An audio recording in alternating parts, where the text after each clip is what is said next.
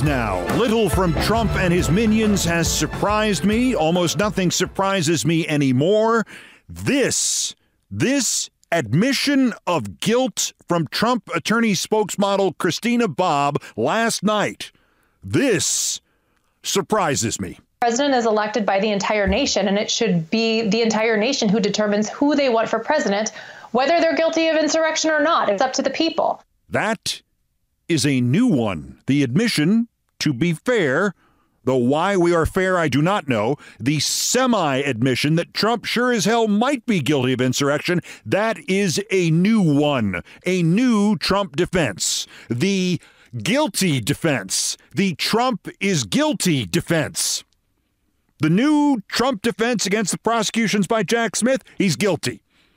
The new Trump defense against the prosecution by Fani Willis, also guilty. The new Trump defense against the fight against the fabricated fantasy of presidential immunity, still guilty.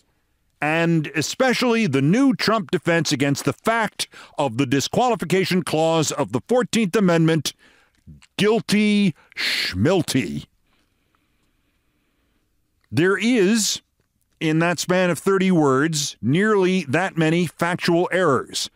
There is much more smugness and condescension and more cynicism and more anti-democracy contempt and more dictatorship in waiting. The president is not elected by the entire nation. If she was, Hillary Clinton would be president for another year and 17 days, and then she'd have to leave office. And the entire nation does not determine who they want for president, not in terms of constitutional eligibility. The entire nation voting unanimously could not make Arnold Schwarzenegger president because he wasn't born here. And the entire nation voting unanimously could not make Olivia Rodrigo president because she was born in 2003. But the entire nation could determine, and not even unanimously, that it wanted to change presidential eligibility. It could draft or have its leaders draft and ratify a constitutional amendment to alter presidential eligibility. Oh, right, they did that in 1868. It was called the 14th Amendment, and it barred anybody who engaged in insurrection from holding any national or state office or any role even in the Electoral College for all future time. And thanks, Trump lawyer Christina Bobb, for coming out and, in the least self-owning reading of these words, admitting Trump may in fact be guilty of insurrection, and all the other Trump lawyers saying anything else are just doing what Trump lawyers and Trump himself always do, lie and manipulate the legal system and urinate on the Constitution in order to waste time or enable him to get away with criminality, or both. Plus, Christina Bobb, who may be a bigger train wreck even than Alina Habba, because at least if Trump is ever whacked in a parking lot, Alina Habba will be able to apply her parking lot legal expertise to the crisis of the moment. She said this on the Real America's Voice streaming channel, as opposed to the America's Real Voice streaming channel or the Voice of Real America streaming channel. It is the 1,105th top-rated website in America, in news in America. So nobody saw that organically, nor any caveats that it might have dawned on her she should probably drop in before Dementia J. Trump here. She went on and she confirmed he might be guilty of insurrection or anything else. They will have only seen or heard that clip virally. And once again, that means this is yet another Joe Biden campaign commercial handed to them pre-produced. This doesn't even require a lot of editing. I mean, you just slide it into that Lyndon Johnson Daisy commercial template I've been using, next to Trump admitting he was quoting Hitler, and next to Trump boasting he would only be a dictator on day one. 6, 8, 9, 10, 9, 8, 7, 6, 5, 4, 3, 2, 1, 0. These are the stakes. It it should be the entire nation who determines who they want for president, whether they're guilty of insurrection or not. It's up to the people. We must either love each other or we must die. Vote for President Biden on November 5th. The stakes are too high for you to stay home. It would not surprise me in the least to see that Biden ad. And soon. CNN is reporting that the worm is about to turn and, quote, as some of the younger aides on Biden's reelection campaign have been grimly joking, it's about when to go full Hitler, when the leading Republican candidates' speeches and actions go so far that the Biden team goes all the way to a direct comparison to the Nazi leader rather than couching their attacks by saying Trump, quote, parroted, unquote, him. Well, for the record, that's 2018, when Trump told his chief of staff that Hitler did a lot of good things, and when he insisted to General Kelly that Hitler's generals were always loyal to him, unlike his own generals, and he denied Kelly's claim that German generals ever tried to kill Hitler. But I get the point in their hesitation. You have this moment in the first quarter, CNN quotes an unnamed senior Biden campaign strategist as saying, where Trump is continuing to go full MAGA extremist now in order to shore up support in his own base. While he may be successful in that effort, if we do our job, we'll point out that everything he's saying is extreme and unpopular, unquote. Pro tip. Mention Adolf. At the heart of the Biden re-election campaign is the same myopia that has afflicted every Democratic presidential campaign in my lifetime. The Republicans have been running increasingly unhinged, increasingly despotic, increasingly dangerous, fire-breathing carnivorous creatures. Think the Martians from the War of the Worlds. Only you have to add in Romney as comic relief. They have been doing this since 1964. And Barry Goldwater. Half of everybody in every Democratic campaign since 1964 has wanted to say, let's run on our record, and the other half has been saying, it's a goddamn fire-breathing creature from the War of the Worlds. Maybe we should hit them on that. You will recall that the early pre-campaign Biden ads last year now were all proof of performance, Biden's accomplishments. He did this, he did that. The economy is actually great. Anybody remember the pandemic? And they made no impact. I noted that if they really wanted to go with Biden's accomplishments, you would start with the accomplishment for which any statues ever to be built in his honor will be for. He kicked Trump's ass, and he can kick Trump's ass again. And I mean, you can run both kinds of ads. In fact, the people who still see ads on TV, on cable, on streaming services, on their phones, they would love you to run both kinds of ads. In fact, they would love you to run 446 different kinds of ads so your ad does not begin to seem like repetitive drip, drip, drip punishment. You know, like you are Cars for Kids. Don't be Cars for Kids. Be Geico. How many different genres do they use? The lizard? The stupid puns? The Ken Griffey commercials? The other sports ones? They even brought back the goddamn cavemen last year. Do all the advertisements. Roe v. Wade.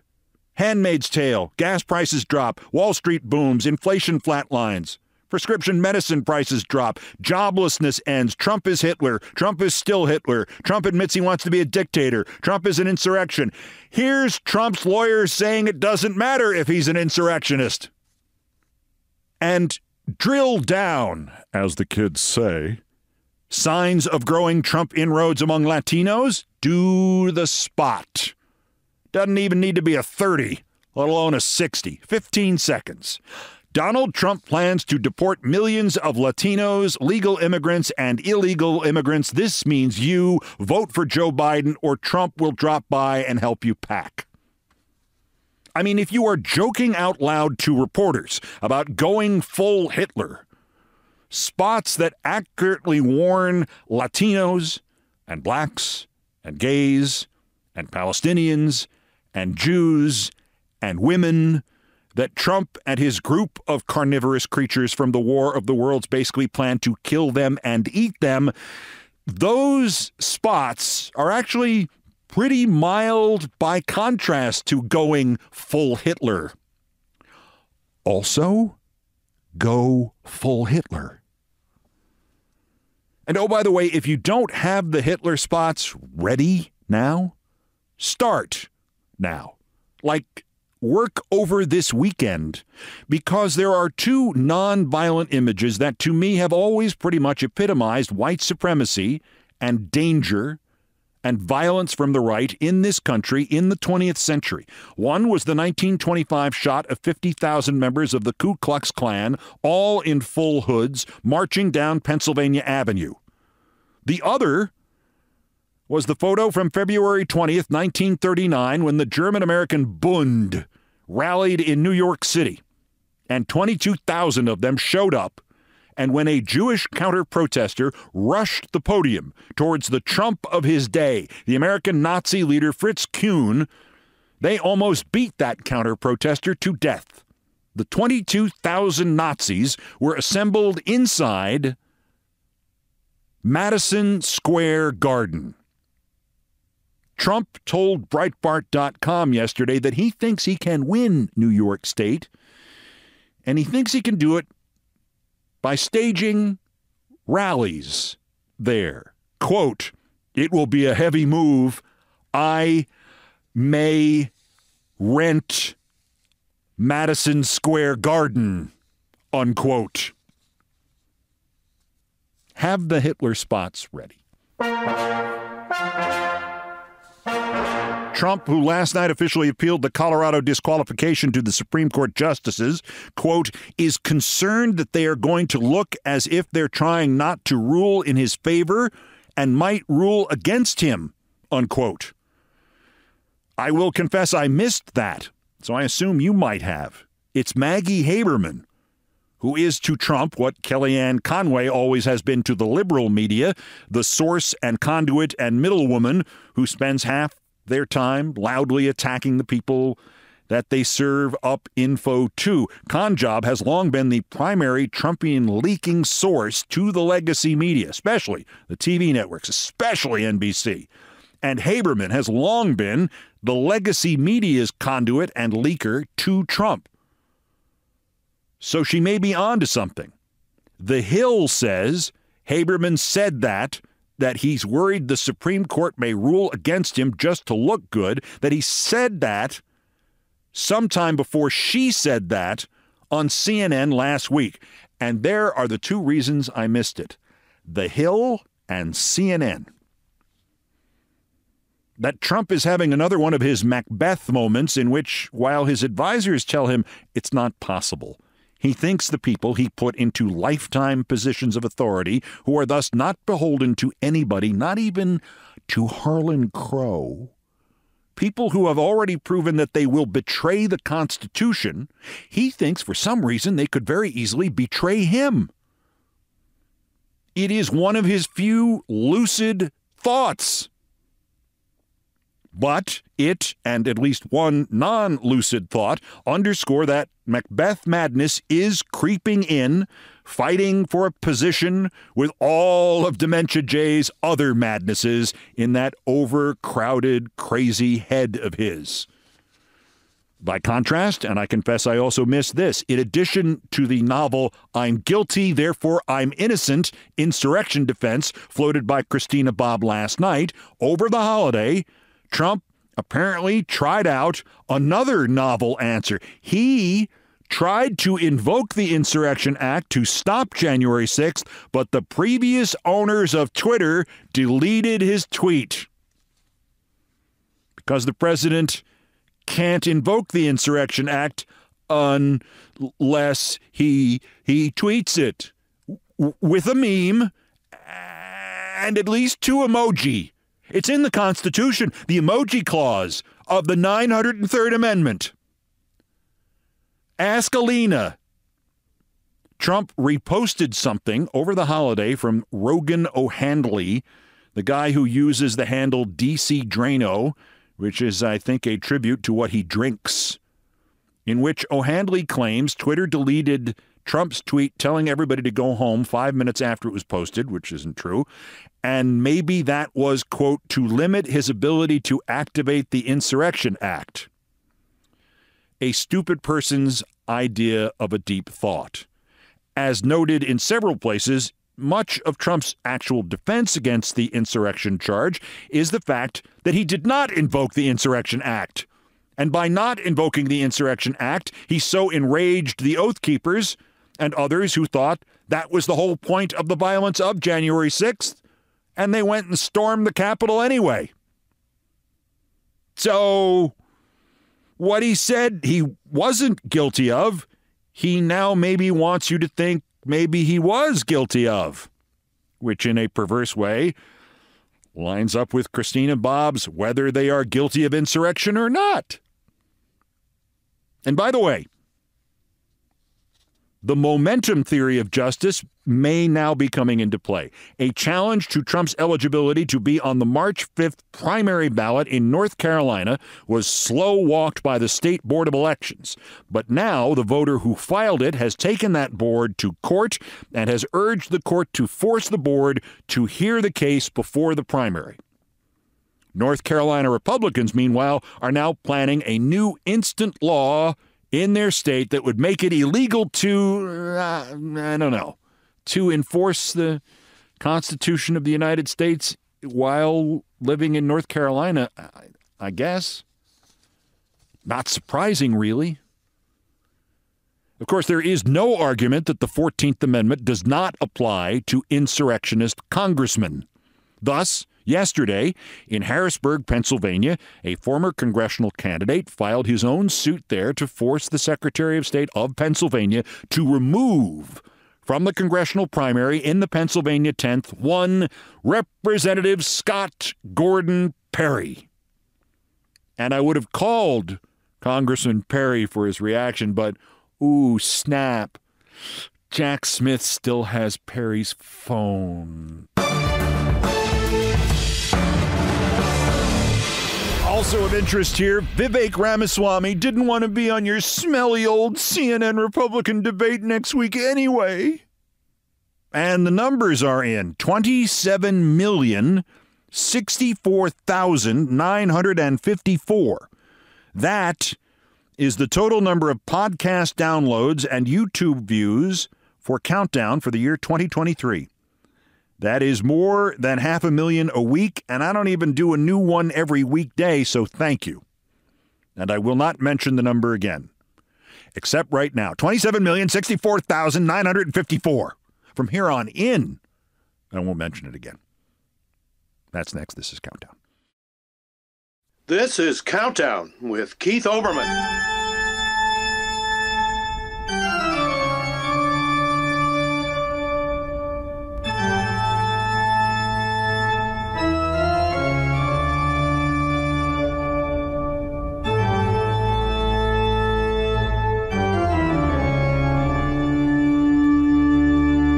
Still to come on Countdown, often I do not really know what has prompted me to think of something I must tell in the regular segment, Things I Promise Not to Tell. Other times it's really, really easy to know what it is that prompted me. There is a hockey goalie named Spencer Martin. He plays with the Columbus Blue Jackets, and I saw part of their game the other night, and oddly enough, Spencer Martin made me think of a guy my dad used to work with named Spencer Martin.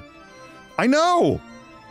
Spencer Martin was the classic sports know-it-all who had no reservation about getting into a trivia contest against a 10-year-old kid and boasting he would kick the kid's ass. Well, I was the kid, Not only did he not kick my ass, but my dad had me participate in our first joint, grown-up, mean-spirited practical joke against somebody who really deserved it. Spencer Martin, not the goalie. Coming up. First time for the daily roundup of the other people who deserve it, the miscreants, morons, and Dunning-Kruger effect specimens who constitute today's worst persons in the world. The bronze, worse, Ted Cruz. Now, this isn't the politics and the insurrection, though for those things, clearly Texas should vote him out of office, and America should vote him out of the country. This is for sports. Senator Cruz attended the annual Sugar Bowl football game in New Orleans, Texas versus Washington. He was dressed in University of Texas colors, even though he attended Princeton and Harvard. The final score, Washington 37, Texas 31. So what? Well, there's a pattern here. The American League Championship Series last fall was between the Texas Rangers and the Houston Astros, so you would think Cruz could not really have a loser in that series, except he's from Houston and Calgary, but he's from Houston, and he wore Houston Astros colors, and Houston Astros fans begged him not to go to the decisive seventh game of that series, and he did anyway, and the Astros lost. And according to Astros beat writer Michael Schwab, that meant Cruz attended 5 Astros playoff games last year, and they lost all 5 games he went to.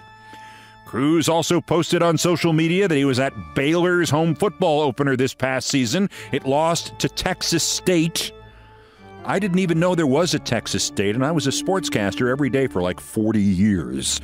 And he was at the Texas A&M loss to Alabama. And the website The Messenger says Cruz was also at the Houston Rockets' decisive 7th game of the 2018 Western Conference NBA Finals versus Golden State. Houston lost. And he was at the NCAA Basketball Championship in 2019, where Texas Tech led by 3 points with 22 seconds left to play, and they lost in overtime. Ted Cruz is not at all happy at the general consensus among Texas sports fans that there is a Ted Cruz Texas sports jinx, and he is it, just because he's now on an 0-for-8 run. So whatever you do, don't post anything about it on social media.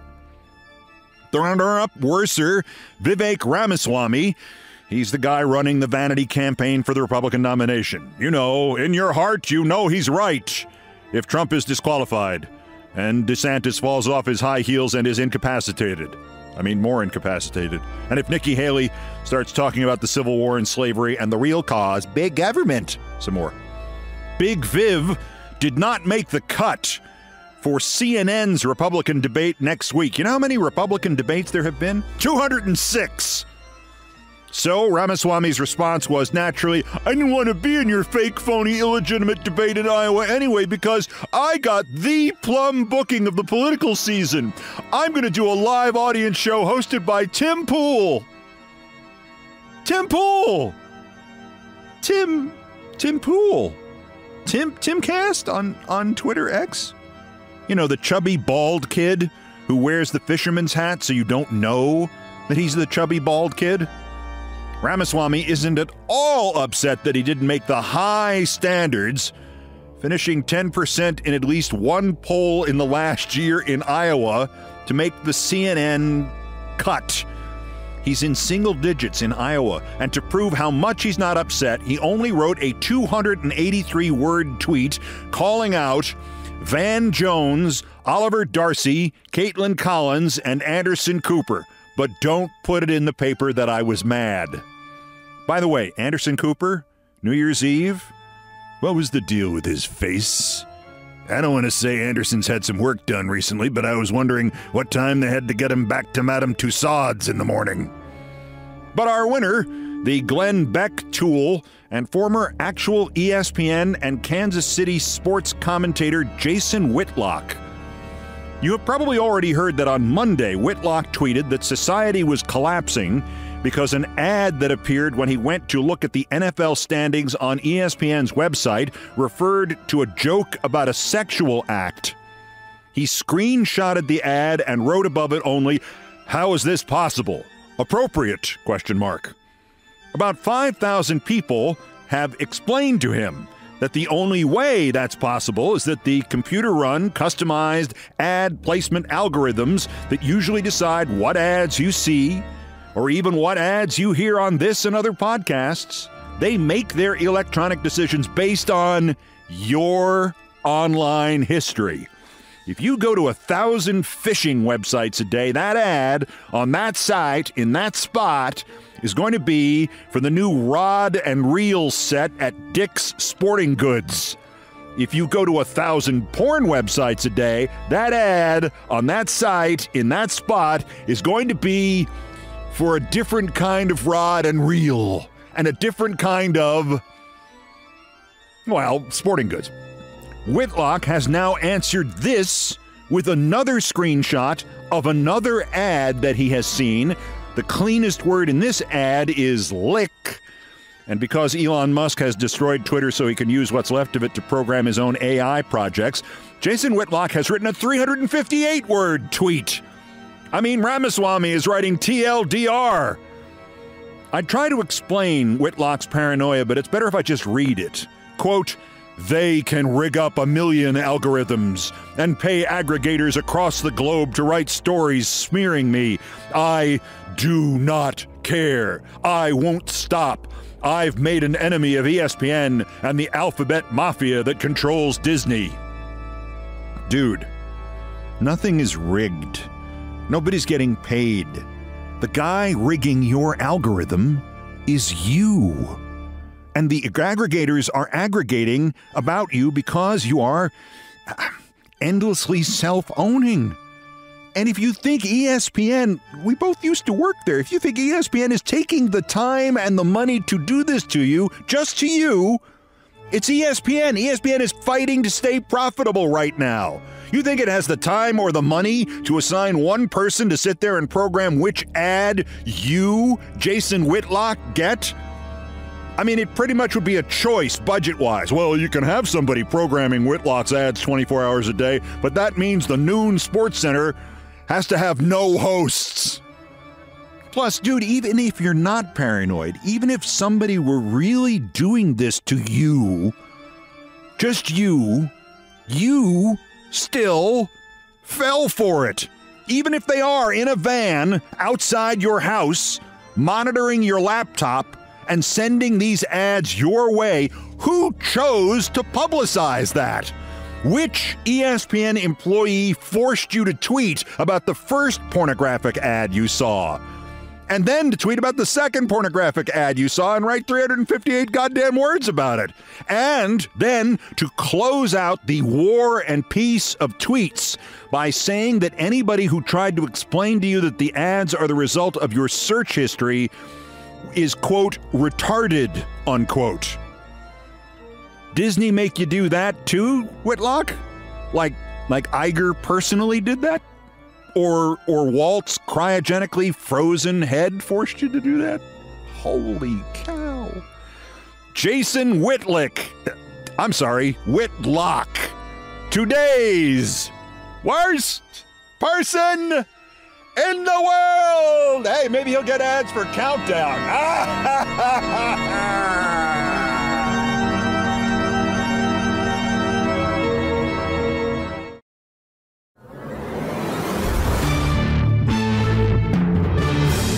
Now to the number one story on the Countdown and my favorite topic, me, but not just me.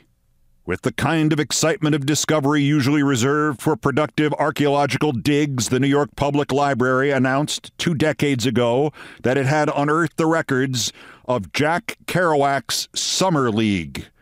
Jack Kerouac, leader of the Beat Poets, author of On the Road, inspiration to Bob Dylan, referred to this thing, the Summer League, in some of his writing, and for years, scholars who devoted their lives to studying Jack Kerouac had wondered exactly what the hell he was talking about.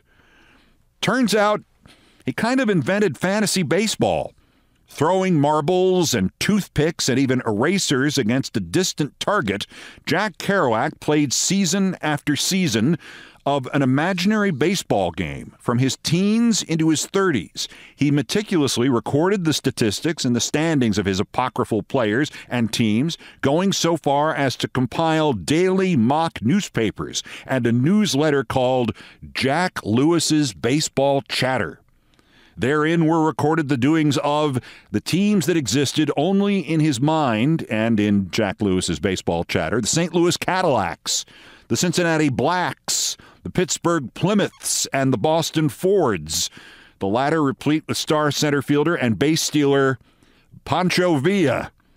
True to the form of later tabletop baseball games like APBA and Stratomatic, Kerouac devised performance cards for his players, who ran the gamut from historical figures like the Mexican revolutionary Villa to Lou Gehrig, to players cut out of whole cloth with eminently baseballish names like Luis Tercerero and Charlie Custer.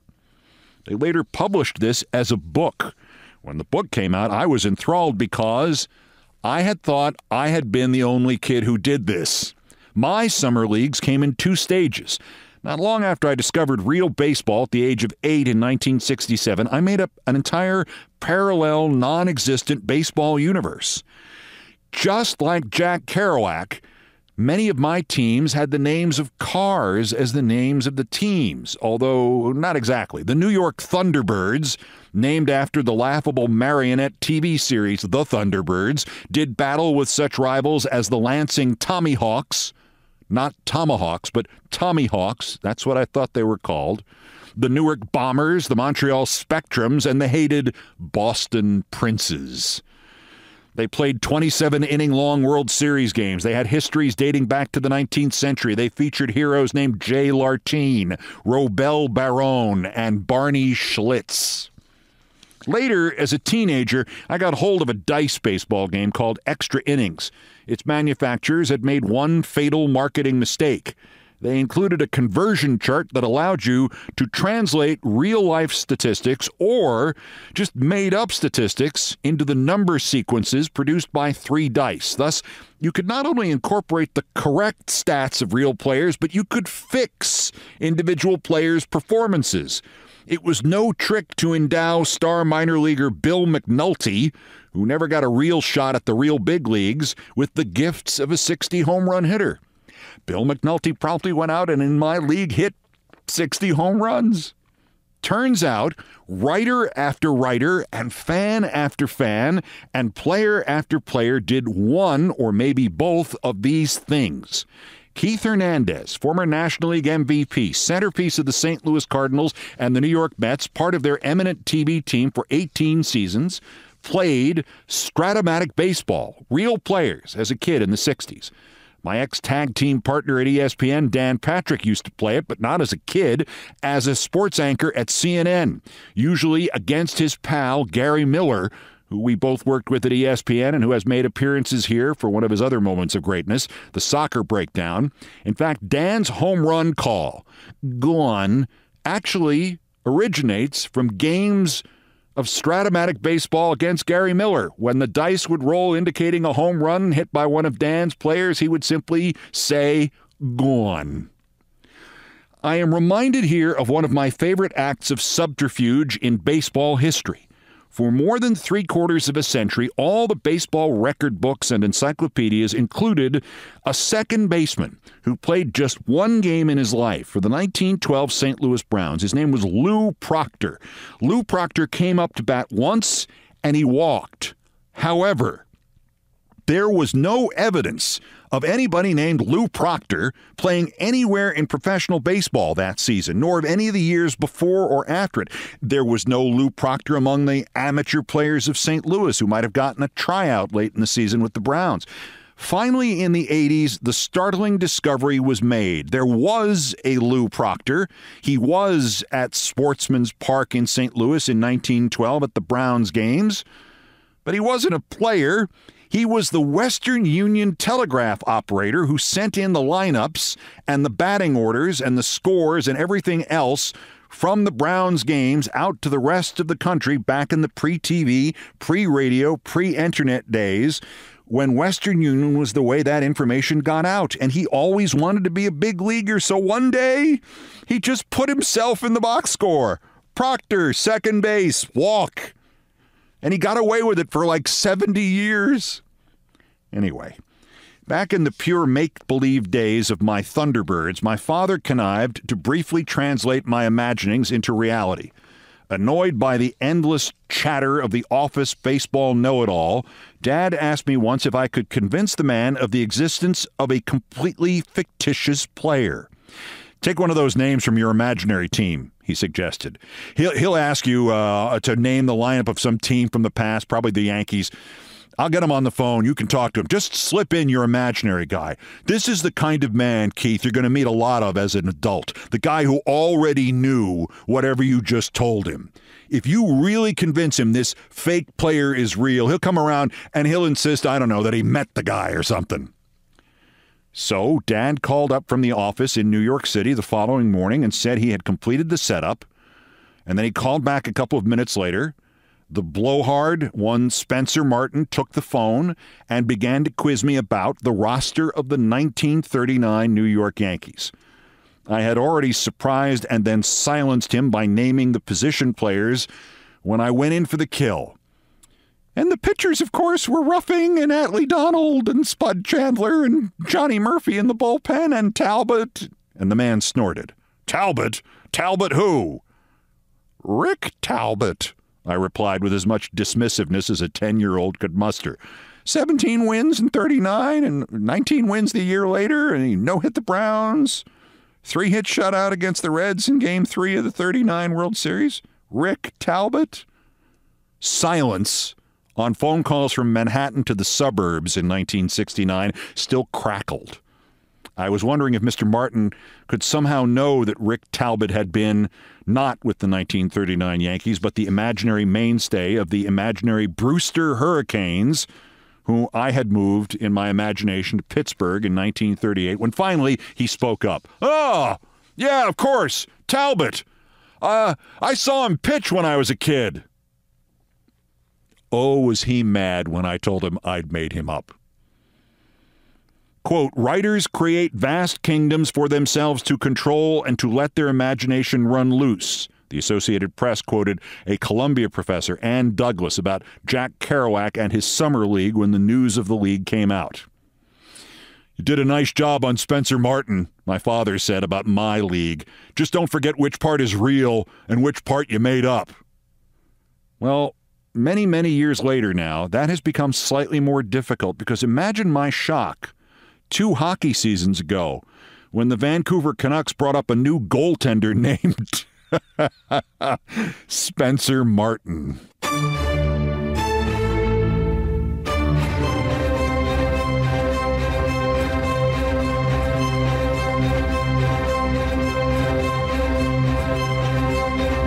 I've done all the damage I can do here. Thank you for listening. Countdown musical directors Brian Ray and John Philip Chanel arranged, produced, and performed most of our music. Mr. Ray was on guitars, bass, and drums. Mr. Chanel handled orchestration and keyboards. Produced by TKO Brothers. Other music, including some of the Beethoven compositions, were arranged and performed by the group No Horns Allowed. Sports music is the Olbermann theme from ESPN2, written by Mitch Warren Davis, courtesy of ESPN Inc. Our satirical and pithy musical comments are by Nancy Faust, the best baseball stadium organist ever. Our announcer today was my friend Howard Feynman, and everything else was pretty much my fault. Meanwhile, I should mention that both Ted and Stevie sat in on the recording of the last 2 segments of this show. Right, Steve?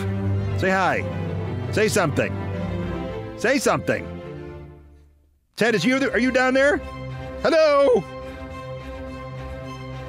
Stevie talks all the time. Stevie barks all the time. Stevie, you want a treat? Do you? A little louder, please. Do you want a treat? Okay, she's at least validated my claim that she's here. I'll get you a treat in a minute. That's Countdown for this 304 days until the 2024 U.S. presidential election and the 1,093rd day since Dementia J. Trump's first attempted coup against the democratically elected government of the United States. Use the 14th Amendment, the Insurrection Act, and the justice system to stop him from doing it again while we still can. The next scheduled countdown is tomorrow. Until then, for Stevie and Ted, I'm Keith Olbermann. Good morning, good afternoon, good night, and good luck.